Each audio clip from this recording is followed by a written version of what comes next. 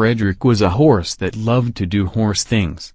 Every day he would run around in his field, eating grass. One day, some men came and took Frederick the horse to a farm. The men forced Frederick to work, even though he didn't want to. They didn't even pay Frederick. Working all day in these conditions is awful.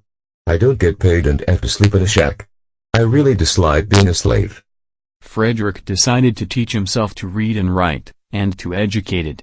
He stole some books and taught himself all that he needed to know. Frederick taught other slave horses how to read and write when he visited other farms. Frederick read in the newspaper one day that there had been a new train station built near his farm. He began to plan his escape. Frederick made his escape to the train station during the night, when his slave owners were sleeping. A few hours later, Frederick arrived at the train station. He took a look at the train schedule and decided what train he should get on. It was a good thing he learned to read. Frederick managed to sneak onto a train that was heading north.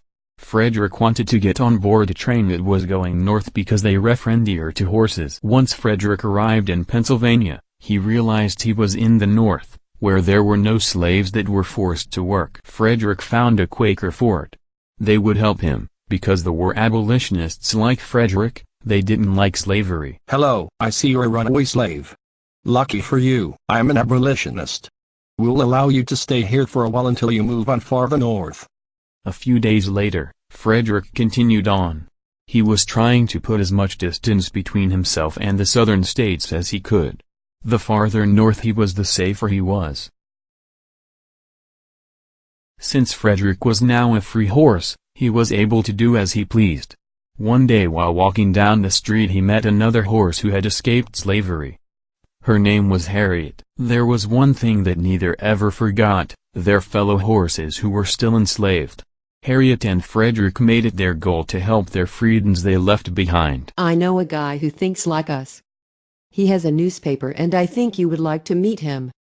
He is an abolitionist and is trying to get the word out and spread his message. This is my friend William Lloyd Garrison.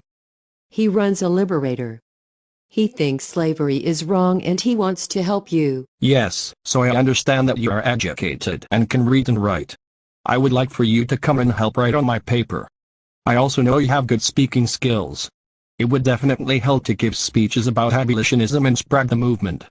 So Frederick did just that.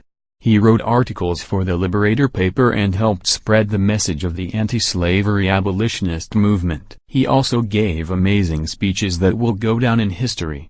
For his story and his skills, Frederick Douglass will go down in history as one of the most important people ever.